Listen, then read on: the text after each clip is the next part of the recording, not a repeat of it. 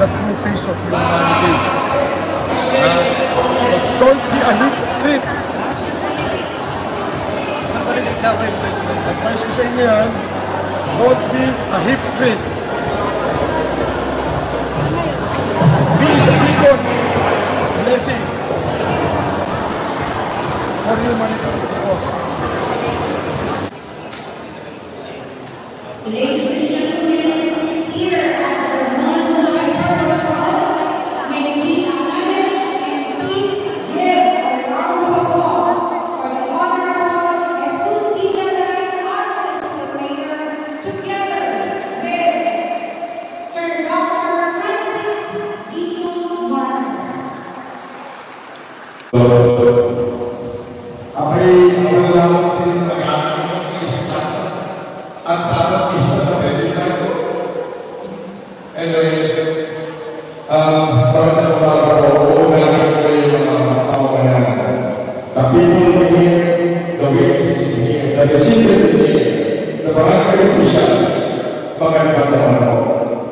Of course, I would like to give my respect and gratitude to the Godfather, yung ninong ko si Mayor Jesus Dinaray.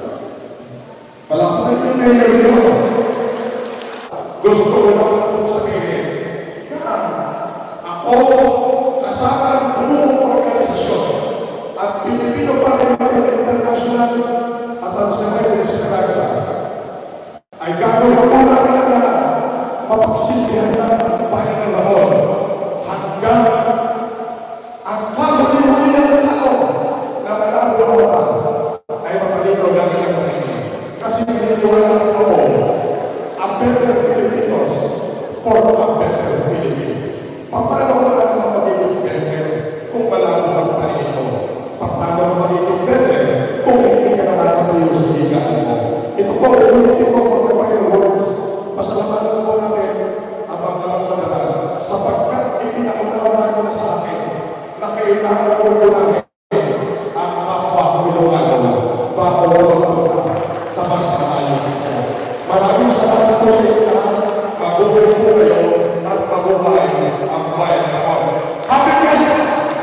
Nagtayaman po tayo ng pagin in Ramon, Isabela. So, may dala ba kayong promotion? Wala. Very good. Alam niyo ba, yung pinakamagandang platform, bibigyan ko ng project, at tutumarin mo yun. At tutulungan mo yun.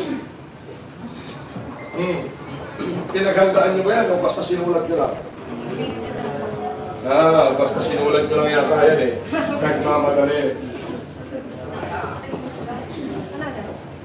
Lahat ng mga programa ninyo, bigyan nyo ngayon ng platform at ang pag-aaralan ko.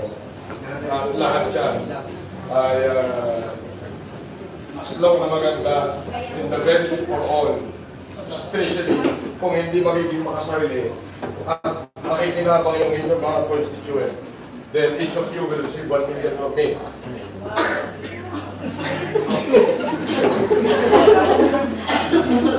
Hindi ako nagpilo sa buhay ko. Diyan ako nakulong eh. Pero wala akong pinagsisiyan sa bawat galaw na ginawa ko. Kasi alam ko, God is with me. Sinukat ng panahon, sinukat ng pagkakataon ng pagkakataon ko. Pinaratangan nila ako na pinakamasamang kriminal sa mundo. Nang dahil sa isang prinsipyo. Anong prinsipyo? Yun yung I could not just sit in my panic room while watching my people dying from hunger and suffering both by constant distress during the height of COVID-19. Pero sa despite ng ginawa kong pagpapakamatay para sagipin hindi lamang ang bayan ko, kundi ang buong Pilipinas, pinamapalan ako bilang isang pinakamasamang kriminal. Lahat ng kahihiyan, inamin ko. Alam mo, sabi ko, Panginoon, kung dito na ako nagtatapos, maraming salamat. Pero imbes na lumubog ako, paglabas ko, mas mayaman ako kaysa nung pumasok ako sa kulungan.